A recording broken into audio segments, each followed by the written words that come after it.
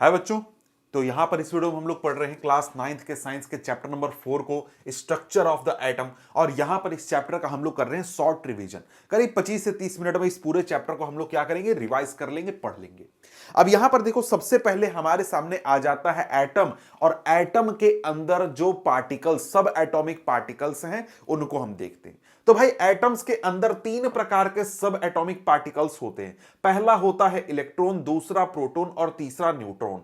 इसमें से जो इलेक्ट्रॉन और प्रोटॉन है ये चार्ज्ड पार्टिकल्स होते हैं, इनके ऊपर चार्ज होता है। और वहीं जो न्यूट्रॉन होता है वो हमारा एक न्यूट्रल पार्टिकल होता है, इसके ऊपर किसी भी प्रकार का चार्ज नहीं होता है। ठीक है, अब यहां पर देखो, जो हमारे प्रोटॉन न्यूट्रॉन होते हैं ये हमारे एटम के सेंटर में प्रेजेंट होते हैं, यानी कि न्यूक्लियस जिसको हम लोग बोलते हैं, न्यूक्लियस में प्रेजेंट होते हैं। और वहीं जो इलेक्ट्रॉन होता है ये इलेक्ट्रॉन हमारे एटम के चारों ओर, मतलब न्यूक्लियस के चारों ओर ऑर्बिट में रिवॉल्व करता है। तो यहां पर सबसे पहले जान लो तीनों के बारे में।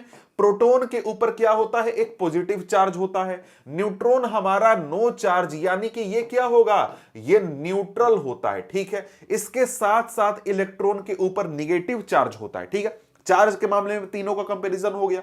फिर मास के हिसाब से देखो, जो प्रोटॉन होता है उसका मास लगभग 1 एटॉमिक यूनिट होता है, एटॉमिक मास यूनिट 1 AMU के बराबर होता है। ठीक है, और इतना ही मास होता है हमारा न्यूट्रॉन का। जितना प्रोटॉन का मास होगा उतना ही न्यूट्रॉन का भी मास होता है। लेकिन जो इलेक्ट्रॉन होता है उसका मास 1/2000 होता है प्रोटॉन के मास से, यानी प्रोटॉन का जितना मास है उसका 2000 गुना कम मास होता है इलेक्ट्रॉन का। ठीक है, इसलिए इसको हम लोग नेग्लिजिबल मास भी बोल देते हैं। ठीक है, अब इसका लोकेशन क्या होता है, प्रोटॉन और न्यूट्रॉन हमारे न्यूक्लियस में प्रेजेंट होते हैं, इलेक्ट्रॉन जो है न्यूक्लियस के चारों ओर रिवॉल्व करता है। ठीक है, ये हमारे हो गए सब एटॉमिक पार्टिकल्स। इनमें से चार्ज पार्टिकल कौन कौन हो गए भाई, पॉजिटिव चार्ज हो गया हमारा प्रोटॉन के ऊपर, और निगेटिव चार्ज हो गया इलेक्ट्रॉन के ऊपर। और इलेक्ट्रॉन प्रोटॉन के ऊपर सेम चार्ज, सेम क्वांटिटी में चार्ज होता है, लेकिन एक पॉजिटिव होता है एक निगेटिव होता है, इसलिए दोनों एक दूसरे को कैंसिल कर देते हैं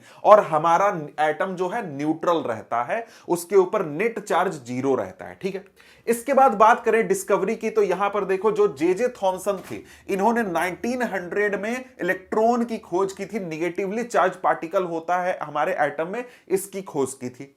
अब इसके बाद बात करें तो इससे पहले ही ई गोल्डस्टीन नाम के एक साइंटिस्ट होते थे, जिन्होंने 1886 में एक चार्ज रेज, मतलब पॉजिटिवली चार्ज रेज खोजा था, जिसको कि कैनाल रेज इन्होंने कहा था। जब आगे चल के इन कैनाल रेज का स्टडी किया रदरफोर्ड ने, तब उन्होंने प्रोटॉन को खोजा और प्रोटॉन का एक तरीके से उन्होंने डिस्कवरी किया। तो देखो, एक बात बता देता हूं कि तुम अगर अलग अलग सोर्सेस से पढ़ोगे तो तुमको प्रोटॉन की डिस्कवरी किसने किया है, इस पर 2 आंसर मिलेंगे। तो भाई इसको थोड़ा सा क्लियर कर लेना, क्योंकि एनसीईआरटी में भी क्लियरली लिखा नहीं है। ठीक है, इसके बाद 1932 में जेम्स चैडविक नाम के साइंटिस्ट हुए, जिन्होंने न्यूट्रॉन को खोजा। क्योंकि न्यूट्रॉन को खोजने में प्रॉब्लम यह थी कि न्यूट्रॉन के ऊपर चार्ज नहीं था, इसलिए न्यूट्रॉन को खोजने में बहुत ज्यादा समय लग गया। बहुत समय तक लोगों को न्यूट्रॉन के बारे में पता भी नहीं था। ठीक है, अब यहां पर हम लोग आ जाते हैं एटम के स्ट्रक्चर के ऊपर, कि भाई इलेक्ट्रॉन की खोज हो गई, प्रोटॉन की खोज हो गई। तो अब यहां पर साइंटिस्ट लोगों के सामने सवाल हो गया कि भैया ये इलेक्ट्रॉन और ये प्रोटॉन जो हैं, ये हमारे एटम में किस प्रकार से अरेंज्ड हैं। तो अलग अलग साइंटिस्ट आए, उन्होंने अपने अलग अलग एक तरीके से मॉडल दिए एटम के। तो 3 मॉडल यहां पर हमें पढ़ने हैं। पहला थॉमसन मॉडल, दूसरा रदरफोर्ड मॉडल और तीसरा बोर मॉडल। सबसे पहले थॉमसन की बात करते हैं। जे थॉमसन जो साइंटिस्ट थे, जिन्होंने इलेक्ट्रॉन खोजा था, उन्होंने ही सबसे पहला मॉडल दिया था, और इसको हम लोग प्लम पुडिंग मॉडल भी बोलते हैं। क्यों? क्योंकि इन्होंने प्लम के जैसा, प्लम पुडिंग जो होता है, जैसे अमेरिका में क्रिसमस मनाया जाता है ना, तो वहां पर एक केक बनाया जाता है, प्लम पुडिंग केक, ये वाला केक, और इसी के जैसा उन्होंने बताया था कि एटम का स्ट्रक्चर होता है। इसमें क्या होता है, इसमें कि भाई बड़ा वाला जो पार्टिकल है, मतलब पूरा एटम जो है, वो हमारा एक पॉजिटिवली चार्ज स्फीयर होता है, और उसके ऊपर छोटे छोटे इलेक्ट्रॉन्स धंसे हुए होते हैं। जैसे इस केक में नीचे वाला जो पूरा बड़ा सा हिस्सा है, ये हमारा पॉजिटिव चार्ज पार्टिकल हो गया, और जैसे इसमें यहां पर जो हमारे फ्रूट्स वगैरह धंसे हुए हैं, ये निगेटिवली चार्ज पार्टिकल हो गए। ऐसा इन्होंने अपना मॉडल दिया था। जैसे इसमें तुम समझ सकते हो कि तरबूज है, तरबूज में पूरा लाल वाला हिस्सा जो है ना, वो हमारा क्या हो गया, पॉजिटिव चार्ज पार्टिकल हो गया, और इसके जो बीज हैं वो बीज क्या हो गया, निगेटिव चार्ज पार्टिकल। लेकिन ये बीज अंदर में नहीं है, बाहर के कोने में यहां पर है। तो इस प्रकार से इन्होंने मॉडल बताया था। यहां पर देख सकते हो कि बड़ा सा एक पॉजिटिव चार्ज पार्ट है स्फीयर, और उसके ऊपर हमने जाकर के निगेटिव पार्टिकल यानी इलेक्ट्रॉन्स को चिपका दिया है। ऐसा इन्होंने मॉडल दिया था। अब ये जो मॉडल था ये बाद में गलत साबित हो गया। क्यों गलत साबित हो गया भैया? जब एक्सपेरिमेंट वगैरह किए गए तो यहां पर एक तरीके से सभी चीजें प्रूफ नहीं हो पा रही थी। एक मामले में ये सही था, एक मामले में ये सही था कि निगेटिव और पॉजिटिव चार्जेस बराबर होते हैं, इसलिए ये न्यूट्रल होता है हमारा एटम। ये इन्होंने कहा था, तो ये बात एक तरीके से सही साबित हो गई। लेकिन और भी बातों के मामले में पूरा मॉडल ही इनका गलत हो गया। अब आगे आ जाते हैं एक साइंटिस्ट रदरफोर्ड, अर्नस्ट रदरफोर्ड, ठीक है। अब ये क्या करते हैं, ये एक एक्सपेरिमेंट करते हैं और उस एक्सपेरिमेंट के जरिए पता लगाने की कोशिश करते हैं कि भाई हमारे एटम का स्ट्रक्चर कैसा होता है। तो एक्सपेरिमेंट क्या था भाई? अब यहां पर देखो, इस एक्सपेरिमेंट का नाम है अल्फा स्कैटरिंग एक्सपेरिमेंट। इसमें क्या किया इन्होंने अल्फा पार्टिकल्स लिए। अल्फा पार्टिकल क्या होते हैं? डबली चार्ज्ड हीलियम आयन, मतलब हीलियम में से 2 इलेक्ट्रॉन्स निकाल दो तो जो बचा वो तुम्हारे पास क्या है, वो अल्फा पार्टिकल है, ठीक है। तो ये एक प्रकार का पॉजिटिव चार्ज्ड पार्टिकल होता है, ठीक है। अब क्या किया, इस पार्टिकल को उसका एक रेज पूरा लगातार बम्बार्डमेंट कराया गोल्ड फॉइल के ऊपर। गोल्ड फॉइल मतलब सोने का एक पतला सा पन्नी तैयार किया और उस पन्नी के ऊपर इस अल्फा पार्टिकल को काफी हाई स्पीड में मारा, काफी हाई स्पीड में हिट किया, और उसके बाद ये ऑब्जर्व किया कि ये अल्फा पार्टिकल किस प्रकार से इधर उधर मुड़ते हैं, किस प्रकार से स्कैटर होते हैं। तो ये उनका सेटअप था, ये उनका एक्सपेरिमेंट था। अब भाई देखो, अल्फा पार्टिकल क्यों उन्होंने लिया था, गोल्ड फॉइल क्यों लिया था, यह भी इंपॉर्टेंट है। अल्फा पार्टिकल इसलिए लिया था क्योंकि वो काफी उसमें मास ज्यादा था, ठीक है। अब डिटेल में पढ़ना है तो भाई डिटेल वाला वीडियो देख लो, नीचे डिस्क्रिप्शन में लिंक है, वहां से पूरे डिटेल में समझाया है, तुम पढ़ लोगे। उसके बाद गोल्ड क्यों लिया था? इसलिए क्योंकि गोल्ड एक ऐसा मेटल है जिसका बहुत ही पतला शीट तैयार किया जा सकता है, और यहां पर जो गोल्ड उन्होंने लिया था वो करीब 1000 एटम के मोटाई के बराबर था, ठीक है। तो यहां पर जब इन्होंने ये एक्सपेरिमेंट किया तो इनको क्या देखने को मिला? तो एक्सपेरिमेंट जब इन्होंने किया तो इनको देखने को मिला कि ज्यादातर जो अल्फा पार्टिकल्स इन्होंने भेजे थे, अल्फा पार्टिकल्स गोल्ड के आर पार हो गए और किसी भी पार्टिकल से, किसी भी चीज से नहीं टकराए और वो सीधे निकल गए। जैसे यहां पर देखो क्या हुआ, सारे जो रेस जा रहे हैं उनमें से ज्यादातर रेस जो हैं वो सीधे निकल गए, कहीं उनमें कोई भी डिफ्लेक्शन नहीं हुआ, उनका डायरेक्शन जरा सा भी चेंज नहीं हुआ। कुछ ऐसे अल्फा पार्टिकल थे जिनका स्लाइटली डिफ्लेक्शन देखने को मिला स्मॉल एंगल से, और कुछ ऐसे पार्टिकल थे जो कि रिबाउंड कर गए, मतलब पूरा जाकर टकरा करके वापस लौट गए, करीब 12,000 में से एक। अब ऐसा हुआ क्यों, ये देखकर वो बहुत चौंक गए। ऐसा ये सब देखने के बाद उन्होंने एक तरीके से क्या किया, कंक्लूजन निकाला। उनको क्या समझ में आया एटम के बारे में? उनको समझ में ये आया कि देखो, हमारा जो एटम है ना, एटम में ज्यादातर हिस्सा हमारा खाली है। क्यों खाली है भैया? खाली इसलिए है कि अगर वहां पर कुछ होता तो भाई हमारा जब ये अल्फा पार्टिकल जाता तो टकरा करके डायरेक्शन अपना चेंज करता। अगर वहां पर डायरेक्शन चेंज करता मतलब ये होता कि वहां कुछ है, लेकिन डायरेक्शन चेंज नहीं कर रहा है, इसका मतलब क्या हुआ, वहां पर कुछ भी नहीं है। तो एटम का ज्यादातर हिस्सा क्या है, खाली है। अब इसके बाद उन्होंने ये कंक्लूजन निकाला कि एटम के अंदर एक छोटा सा न्यूक्लियस होता है जिसमें सारा का सारा पॉजिटिव चार्ज होता है। ये कैसे निकाला? ये इसलिए निकाला क्योंकि देखो यहां पर जो बहुत कम संख्या में पार्टिकल्स, अल्फा पार्टिकल्स डिफ्लेक्ट हुए थे, वो क्यों हुए? इसलिए हुए क्योंकि वो न्यूक्लियस के पास चले गए थे, और हमको पता है कि सेम चार्ज एक दूसरे को रिपेल करते हैं। तो जब यहां पर अल्फा पार्टिकल आया तो वो न्यूक्लियस के पास आया, और न्यूक्लियस पॉजिटिव चार्ज और अल्फा पार्टिकल भी पॉजिटिव चार्ज, ये दोनों एक दूसरे के पास आए तो क्या हो गए, एक दूसरे को रिपेल कर दिया और डायरेक्शन यहां पर चेंज कर दिया। Nucleus positive, alpha particle positive, और वो क्या हो गया, रिपेल हो गया। ठीक है, ये उन्होंने दूसरा निष्कर्ष निकाला। तीसरा जो उन्होंने कंक्लूजन निकाला वो ये निकाला कि जो न्यूक्लियस है उसका साइज बहुत छोटा होता है एटम के साइज के कंपैरिजन में, क्योंकि अगर बड़ा होता तो भाई ज्यादा पार्टिकल्स डिफ्लेक्ट होते, लेकिन यहां पर डिफ्लेक्शन बहुत ही कम संख्या में पार्टिकल्स कर रहे हैं, तो इसलिए जो हमारा पॉजिटिव चार्ज है यानी जो न्यूक्लियस है वो बहुत ही छोटा है एटम के कंपैरिजन में। यह कंक्लूजन निकाला उन्होंने। कंक्लूजन के बाद यहां पर उन्होंने अपना मॉडल दिया, रदरफोर्ड मॉडल।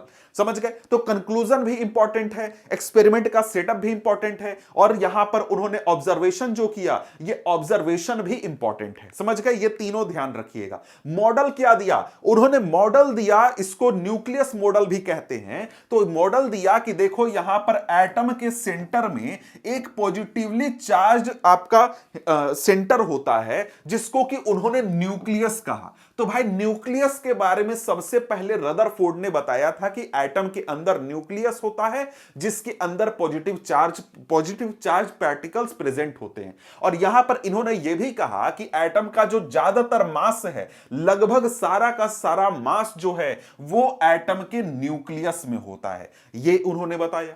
अब यहां पर आगे कहा कि जो इलेक्ट्रॉन्स होते हैं, जो निगेटिवली चार्ज पार्टिकल्स होते हैं, ये न्यूक्लियस के चारों ओर सर्कुलर पाथ में रिवॉल्व करते हैं, ये उन्होंने कहा। अब इसके बाद तीसरी बात कही कि जो न्यूक्लियस है इसका साइज बहुत ही छोटा होता है एटम के साइज के कंपैरिजन में। ये तीन बातें यहां पर उन्होंने कही और ये उन्होंने अपना मॉडल दिया, एटॉमिक मॉडल, कि भाई एटम कैसा है तो ऐसा है। एटम में क्या होगा, पॉजिटिवली चार्ज सेंटर होगा जिसको न्यूक्लियस बोलेंगे, न्यूक्लियस के चारों ओर इलेक्ट्रॉन्स रिवॉल्व करेंगे, और न्यूक्लियस का साइज जो होगा वो बहुत ही छोटा होगा एटम के साइज के कंपैरिजन में। ये रदरफोर्ड का मॉडल हो गया। अब रदरफोर्ड ने जब अपना मॉडल दे दिया तो बहुत सारे लोगों को इस मॉडल में एक कमी दिखने लगी। कमी क्या दिखने लगी? तो यहां पर है defect of Rutherford model. Defect में क्या डिफेक्ट दिखा कि भाई रदरफोर्ड साहब ने बोला कि यहां पर इलेक्ट्रॉन जो है हमारे न्यूक्लियस के चारों ओर रिवॉल्व करेगा, और इलेक्ट्रॉन है एक चार्ज्ड पार्टिकल, और यहां पर जब कोई चार्ज्ड पार्टिकल एक्सेलरेट करता है तब वो एनर्जी रेडिएट करता है, एनर्जी रिलीज करता है। तो यहां पर बात है कि जब ये इलेक्ट्रॉन हमारे प्रोटॉन के मतलब न्यूक्लियस के चारों ओर इस प्रकार से रिवॉल्व करेगा तो ये लगातार यूनिफॉर्म सर्कुलर मोशन में होगा, यानी कि यहां पर ये एक्सेलरेटेड मोशन में होगा, एक्सेलरेशन करेगा। और एक्सेलरेशन अगर करेगा तो क्या करेगा, एनर्जी रिलीज करेगा, एनर्जी लूज करेगा। और जब एनर्जी लूज करेगा ये इलेक्ट्रॉन तो इसका स्पीड धीरे धीरे कम होगा, और धीरे धीरे ये क्या करेगा, हमारे न्यूक्लियस के पास जाएगा, और न्यूक्लियस में कुछ समय के बाद जाकर के धंस जाएगा, और इस एटम की सारी एनर्जी खत्म हो जाएगी और ये एटम भी खत्म हो जाएगा। तो क्या ऐसा होता है? नहीं, ऐसा नहीं होता है। इसलिए यहां पर कहा गया कि भैया इनका जो मॉडल है ना ये गलत है, कि इलेक्ट्रॉन जो है वो चारों ओर रिवॉल्व कर ही नहीं सकता है। अब ये बात हो गई। फिर यहां पर आते हैं एक दूसरे साइंटिस्ट नील बोर। ये क्या करते हैं, ये रदरफोर्ड के एक्सपेरिमेंट को उठाते हैं, उनके मॉडल को उठाते हैं और उसको स्टडी करते हैं, और यहां पर ये समझाते हैं कि रदरफोर्ड साहब ने जो कहा है वो सही है। क्यों सही है ये समझाते हैं। तो यहां पर ये बोलते हैं कि हां देखो यहां पर हमारा क्या है, एटम के अंदर एक पॉजिटिवली चार्ज न्यूक्लियस है जिसमें कि सारे के सारे एटम के पॉजिटिवली चार्ज पार्टिकल्स हैं। ठीक है, अब इसके बाद यहां पर इन्होंने कहा यही चीज कि भाई ज्यादातर मास कहां है, न्यूक्लियस में प्रेजेंट है, और इलेक्ट्रॉन्स जो है वो चारों ओर रिवॉल्व करते हैं। ये बात इन्होंने एक्सेप्ट कर ली। उसके आगे इन्होंने बताया कि देखो जो इलेक्ट्रॉन है ना वो एटम में न्यूक्लियस के चारों ओर रैंडमली नहीं घूमते। ऐसा नहीं कि कहीं से गए कहीं से चक्कर मार के आ गए, वैसा नहीं करते हैं। क्या करते हैं इलेक्ट्रॉन्स का स्पेशल ऑर्बिट होता है, एक स्पेशल पाथ होता है कि यहीं पर इलेक्ट्रॉन्स घूमेंगे। अब यहां पर इलेक्ट्रॉन्स घूमने के लिए कई सारे ऑर्बिट्स हैं, कई सारे सेल्स हैं, और अलग अलग इलेक्ट्रॉन्स जो हैं अपनी एनर्जी के हिसाब से अलग अलग शेल में रिवॉल्व करते हैं, घूमते हैं। और इन शेल्स को इन्होंने नाम दिया KLMN शेल, यानी कि हमारा पॉजिटिव चार्ज हमारा यानी न्यूक्लियस जो है वो हमारा क्या हो गया, सेंटर में।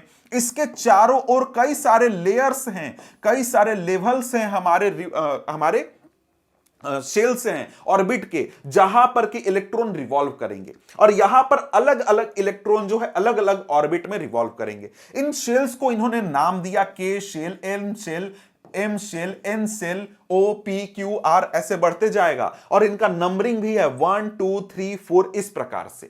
अब यहां पर क्या है, बोला कि जब इलेक्ट्रॉन्स इन ऑर्बिट में रिवॉल्व करेंगे तब इलेक्ट्रॉन्स एनर्जी रिलीज नहीं करेंगे, एनर्जी रेडिएट नहीं करेंगे और यहां पर उनका एनर्जी जो है वो प्रिजर्व्ड रहेगा। ठीक है, यह बात उन्होंने बोली। अब इतना ही सिर्फ ऐसा नहीं है कि उन्होंने मॉडल दिया, और इसके आगे उन्होंने यह भी बताया कि किस शेल में कितने इलेक्ट्रॉन्स हो सकते हैं और कैसे इलेक्ट्रॉन्स का अरेंजमेंट होगा, यह भी उन्होंने बताया।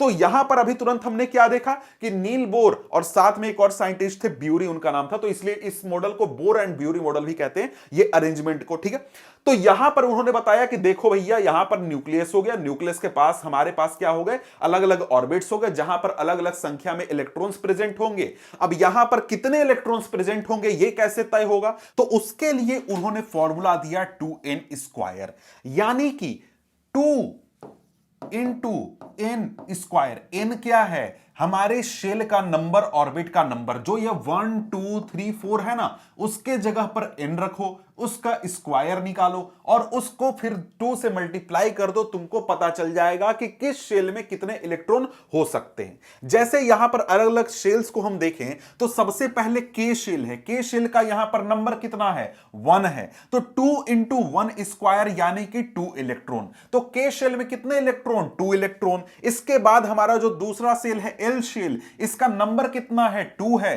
तो 2 into 2 square equal to 8 electron. तो सेकेंड में हमारे 8 इलेक्ट्रॉन। इसी प्रकार से थर्ड में 18, फोर्थ में 32 और हमारा नंबर आगे बढ़ते जाएगा और अलग अलग शेल्स में कितने इलेक्ट्रॉन हो सकते हैं यह हमको पता चलते जाएगा। अब यहां पर इसके साथ उन्होंने कंडीशन भी बताया। कंडीशन यह बताया कि देखो, जो सबसे आउटर मोस्ट सेल है उसमें इलेक्ट्रॉन्स की संख्या मैक्सिमम 8 हो सकती है। अगर आउटर मोस्ट सेल इलेक्ट्रॉन का अगर 4 नंबर है, n है, तो यहां पर हमारा 32 इलेक्ट्रॉन नहीं बल्कि 8 इलेक्ट्रॉन केवल हो सकते हैं। अब यहां पर एक और कंडीशन है कि जो इलेक्ट्रॉन्स हैं हमेशा पहले अंदर वाले शेल में भरेंगे और अंदर वाला शेल जब पूरी तरीके से भर जाएगा तब अगले शेल में इलेक्ट्रॉन भरना शुरू होंगे, इलेक्ट्रॉन भरेंगे। तो यह एक प्रकार से हमारे बोर एंड ब्यूरी मॉडल के हिसाब से इलेक्ट्रॉन्स का अरेंजमेंट यहां पर दिया गया था। इसके बाद देखें तो यहां पर शुरुआत की 18 नंबर एटॉमिक नंबर तक जितने भी हमारे एटम्स हैं उनका स्ट्रक्चर या फिर कॉन्फ़िगरेशन दिया गया है। हमारे पास हाइड्रोजन है तो पहले शेल में यहां पर एक सिर्फ इलेक्ट्रॉन है। हीलियम के आउटर मोस्ट शेल में कितने इलेक्ट्रॉन है, 2 इलेक्ट्रॉन। इसी प्रकार से दूसरे शेल में लिथियम में पहला, बेरिलियम में 2 और बोरोन में 3, हमारे कार्बन में 4, इसी प्रकार से आगे बढ़ते जाएगा। यहां पर सेकेंड हमारा शेल में 8 इलेक्ट्रॉन भर गया, तो यह पूरी तरीके से भर गया। इसके बाद हमारे थर्ड शेल में 1 2 3 4 ऐसे करके इलेक्ट्रॉन भरना शुरू होते हैं। इस प्रकार से सारा हमारा कॉन्फ़िगरेशन भरेगा, सारे इलेक्ट्रॉन्स भरेंगे। इसके बाद हम लोग आ जाते हैं हमारे नेक्स्ट टर्म के ऊपर जो कि है वैलेंसी, कि आखिर ये वैलेंसी क्या होती है। सिंपली समझे तो किसी भी एटम की जो कंबाइनिंग कैपेसिटी होती है उसको हम लोग वैलेंसी बोलते हैं। तो ये कंबाइनिंग कैपेसिटी का क्या मतलब है, देखो यहां पर बात क्या है कि किसी भी हमारे एटम के आउटर मोस्ट सेल में जो इलेक्ट्रॉन है उसको हम लोग क्या बोलते हैं, वैलेंस इलेक्ट्रॉन बोलते हैं, और जो आउटर मोस्ट सेल होता है उसको वैलेंस सेल बोला जाता है। ठीक है, अब यहां पर क्या है कि जो आउटर मोस्ट सेल है वो या तो होगा कि वो कंप्लीटली भरा हुआ होगा या फिर उसमें कुछ खाली होंगे, कुछ इलेक्ट्रॉन कम होंगे। मतलब देखो, जैसे यहां पर देखो हमारे ये जो इधर के जितने भी हमारे हैं ये पूरी तरीके से भरे हुए हैं और इधर बाकी जितने भी हमारे एटम हैं उनका आउटर मोस्ट सेल में क्या है, पूरा भरा हुआ नहीं है। आउटर मोस्ट सेल में पूरा भरने का मतलब क्या हुआ कि 8 इलेक्ट्रॉन्स का होना, इनमें 8 है, इधर 8 नहीं है। तो यहां पर क्या है कि जब आउटर मोस्ट सेल में 8 इलेक्ट्रॉन भरे हुए होते हैं तब वो इनर्ट बन जाते हैं या फिर वो रिएक्टिव नहीं रहते, वो रिएक्शन करना बंद कर देते हैं क्योंकि उनका एक तरीके से जो दुनियादारी से मोह माया था खत्म हो जाता है। ठीक है, जैसे एग्जांपल के लिए हीलियम के आउटर मोस्ट सेल में 2 इलेक्ट्रॉन होते हैं तो उसका वो शेल पूरी तरीके से फिल्ड है तो वो क्या करेगा, रिएक्ट नहीं करेगा, वो इनर्ट गैस बन जाएगा। ठीक है, उसके बाद जितने भी हमारे, जैसे कि एग्जांपल के लिए नियॉन हो गया आउटर मोस्ट सेल में 8, आर्गन हो गया आउटर मोस्ट सेल में 8, तो ये भरे हुए हैं तो ये रिएक्शन नहीं करते हैं। अब यहां पर क्या है कि जितने भी हमारे एटम्स होते हैं सभी एटम्स की ये इच्छा होती है कि वो आउटर मोस्ट सेल में इलेक्ट्रॉन्स की संख्या 8 कर ले, कि आउटर मोस्ट सेल में वो अपना ऑक्टेट पूरा कर ले, 8 पूरा कर ले। इसलिए सारे एटम्स क्या करते हैं, रिएक्शंस करते हैं, इलेक्ट्रॉन गिव टेक शेयरिंग सभी चीजें करते हैं ताकि वो आउटर मोस्ट सेल में 8 इलेक्ट्रॉन प्राप्त कर ले, वो स्टेबल बन जाए। क्योंकि जिन एटम्स के आउटर मोस्ट सेल में 8 इलेक्ट्रॉन होते हैं वो स्टेबल होते हैं और बाकी अनस्टेबल होते हैं। बाकी जिनमें 8 नहीं है वो अनस्टेबल क्यों है, क्योंकि उनको अपना 8 पूरा करना है। ठीक है, अब यहां पर देखिए अब आता है वैलेंसी। तो वैलेंसी क्या है, देखिए जो हमारे एटम्स हैं वो जितने इलेक्ट्रॉन्स का या तो शेयरिंग करेंगे या तो देंगे या फिर लेंगे, मतलब जितना इलेक्ट्रॉन्स उनके द्वारा एक तरीके से रखा जाएगा कि ले लो या मुझे दे दो या मेरे से शेयरिंग कर लो, वो उसका वैलेंसी होता है, कंबाइनिंग कैपेसिटी। जैसे यहां पर देखो अगर, तो यहां पर यहां से समझाता हूं, हाइड्रोजन में 1 इलेक्ट्रॉन है, इसको कितना चाहिए, इसको 1 और इलेक्ट्रॉन चाहिए ताकि इसके पास 2 इलेक्ट्रॉन हो जाएगा और यहां पर इसका 2 पूरा हो जाएगा, ऑक्टेट पूरा हो जाएगा। ये सिर्फ हमारे हीलियम में होता है 2 और इसके आसपास लिथियम और हाइड्रोजन में 2 होता है, बाकी में हमारे 8 पूरे होंगे। ठीक है, तो यहां पर क्या होगा, इसका कंबाइनिंग कैपेसिटी कितना हो गया, 1 हो गया। ठीक है, तो यहां पर ये क्या हो गया, इसकी वैलेंसी 1 हो गई।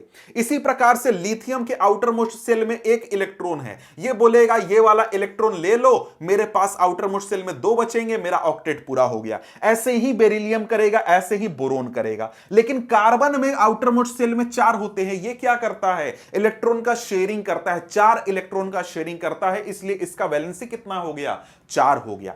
इसके बाद इधर देखो, यहां जो ये तीनों देख रहे हो ये इलेक्ट्रॉन लेते नहीं हैं बल्कि सॉरी देते नहीं हैं बल्कि लेते हैं दूसरे से। तो नियॉन के पास 5 हैं तो ये क्या करेगा, सॉरी नियॉन नहीं, नाइट्रोजन के पास 5 हैं तो ये क्या करेगा, 3 इलेक्ट्रॉन लेने की कोशिश करेगा ताकि इसका 8 पूरा हो जाए। ऑक्सीजन 2 लेने की कोशिश करेगा, फ्लोरीन हमारा 1 लेने की कोशिश करेगा, तो ये इसका वैलेंसी 3 हो गया, इसका 2 हो गया, इसका 1 हो गया। मतलब कि इसको 1 इलेक्ट्रॉन चाहिए, इसको 2 चाहिए, इसको 3 चाहिए। तो यहां पर देखो, यहां पर इन तीनों में 1 2 3 वैलेंसी है क्योंकि ये 1 2 3 इलेक्ट्रॉन दे रहे हैं। इसका 4 वैलेंसी है क्योंकि ये 4 इलेक्ट्रॉन का शेयरिंग कर रहा है और इनका वैलेंसी 3 2 1 है क्योंकि ये 3 2 1 इलेक्ट्रॉन ले रहे हैं। तो यहां पर जितना भी कंबाइनिंग कैपेसिटी होगा उसी को हम लोग वैलेंसी बोलेंगे। ठीक है, ऑक्टेट पूरा करने के लिए जितना इलेक्ट्रॉन या तो देना है या लेना है या शेयरिंग करना है वही वैलेंसी होती है। ठीक है,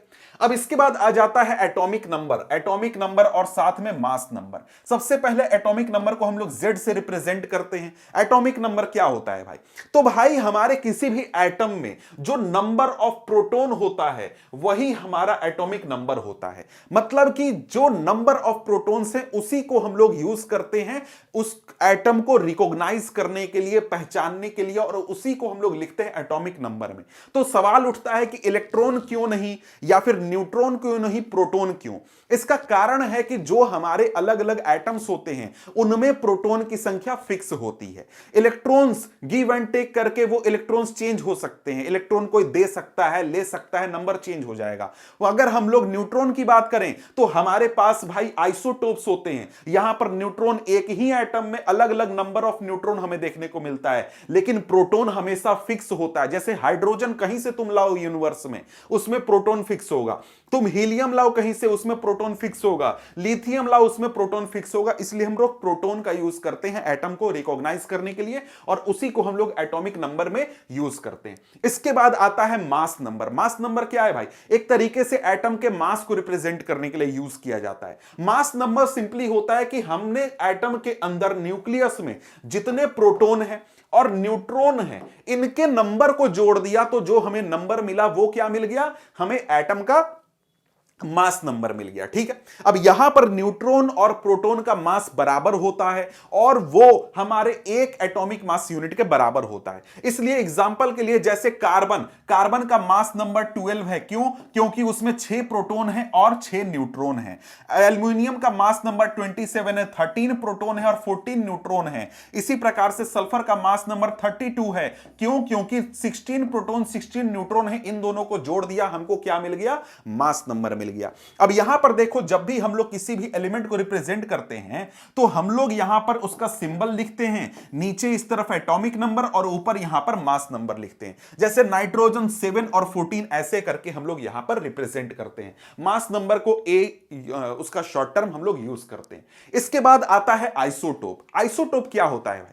देखिए यहां पर क्या है कि हमारे पास कुछ ऐसे एटम्स है, कुछ ऐसे एलिमेंट्स हैं जो कि हमारे नेचर में पाए जाते हैं और उनमें नंबर ऑफ न्यूट्रॉन्स की संख्या अलग अलग होती है। मतलब कि उनका एटॉमिक नंबर सेम होता है लेकिन मास नंबर डिफरेंट होता है। क्यों? क्योंकि नंबर ऑफ न्यूट्रॉन्स अलग अलग होते हैं। जैसे एग्जांपल के लिए यहां पर कार्बन देखो, कार्बन के 2 आइसोटोप होते हैं, कार्बन C12 और C14। इसमें क्या होगा, इसमें हमारे 6 न्यूट्रॉन होंगे लेकिन ये वाले एटम में 8 न्यूट्रॉन होंगे। अब ये ऐसा नहीं है कि इसको हम लोग लैब में बना रहे हैं, नहीं, ये हमारे नेचर में पाया जाता है। हम कहीं पर जाएंगे तो वो हमको मिल जाएगा। तो यहां पर इसमें क्या है, न्यूट्रॉन्स की संख्या 8 है, इसमें न्यूट्रॉन्स की संख्या इसमें 6 है, इसमें 8 है। इसी प्रकार से यहां पर देखो तो यहां पर न्यूट्रॉन की संख्या एक में 18 है, क्लोरीन है। क्लोरीन में 2 प्रकार के आइसोटोप पाए जाते हैं, C35 और Cl37। तो यहां पर एक में न्यूट्रॉन की संख्या 18 होती है और दूसरे में न्यूट्रॉन की संख्या 20 होती है। तो यहां पर न्यूट्रॉन की संख्या अलग अलग होने के कारण यहां पर ये क्या बनाते हैं, आइसोटोप्स बनाते हैं। इसी प्रकार से हाइड्रोजन को देखो तो हाइड्रोजन के 3 आइसोटोप पाए जाते हैं, पहला प्रोटियम, दूसरा ड्यूटियम, तीसरा ट्रिटियम। इसमें हमारे प्रोटॉन की संख्या सेम है लेकिन यहां पर जो हमारा प्रोटियम है, जो कि नॉर्मल हाइड्रोजन हमारा होता है, उसमें हमारा न्यूट्रॉन नहीं होता है। लेकिन हमारा ड्यूट्रियम में क्या होता है, 1 न्यूट्रॉन होता है और ट्रिटियम में 2 न्यूट्रॉन होता है। तो इस प्रकार से हमारे आइसोटोप्स होते हैं। आइसोटोप मतलब सेम एटॉमिक नंबर लेकिन different mass number. Mass number different क्यों है, क्योंकि यहां पर हमारे न्यूट्रॉन्स की संख्या डिफरेंट होती है, इसलिए। इसके बाद आ जाते हैं आइसोबार्स। आइसोबार्स ऐसे हमारे एटम्स होते हैं या एलिमेंट्स होते हैं जिनका हमारा एटॉमिक नंबर डिफरेंट है लेकिन मास नंबर सेम है। मतलब कि प्रोटॉन और न्यूट्रॉन की संख्या जोड़ेंगे तो हमको बराबर मिलेगा। जैसे यहां पर एग्जांपल देखें तो यहां पर कैल्शियम और साथ में आर्गन है। कैल्शियम का एटॉमिक नंबर 20 हो गया, आर्गन का एटॉमिक नंबर 18 हो गया, लेकिन दोनों का मास नंबर कितना है, 14 है। मतलब कि इनके न्यूक्लियस में सेम नंबर ऑफ प्रोटॉन और न्यूट्रॉन है। मतलब दोनों को जोड़ने पर जो नंबर आएगा वो सेम हो जाएगा, हमारा कैल्शियम और आर्गन। ठीक है, इसी प्रकार से आयरन और निकेल है। आयरन का हमारा 26 होता है एटॉमिक नंबर, निकेल का हमारा 27 होता है, लेकिन यहां पर इनका मास नंबर दोनों का क्या है, दोनों का 58 है। ठीक है, इस प्रकार से मास नंबर यहां पर हम लोग लिखते हैं। ठीक है, अब यहां पर देखो हमने एक और चीज देखा, हमने देखा कि क्लोरीन के 2 आइसोटोप हैं और क्लोरीन के मास जब भी हम लोग लिखते हैं तो 35.5 यूनिट लिखते हैं। ऐसा क्यों लिखते हैं? तो भाई देखो, बात यह है कि हम जब भी किसी भी एटम का एटॉमिक मास लिखते हैं तो उसमें जितने भी नेचर में आइसोटोप पाए जाते हैं उनका एवरेज निकाल करके एवरेज मास को हम लोग यूज करते हैं। तो जब क्लोरीन का एवरेज मास निकाला जाता है दोनों आइसोटोप को इंक्लूड करके उनका एवरेज करके, तो वो आता है 35.5 यूनिट। इसलिए हम लोग इसको यूज करते हैं। डिटेल में पढ़ना है तो भाई वीडियो का लिंक डिस्क्रिप्शन में है, वहां से जाकर के पढ़ सकते हो। अब यहां पर यह चैप्टर हमारा समाप्त होता है। मिलते हैं अगले वीडियो में अगले चैप्टर के साथ। तब तक के लिए गुड बाय।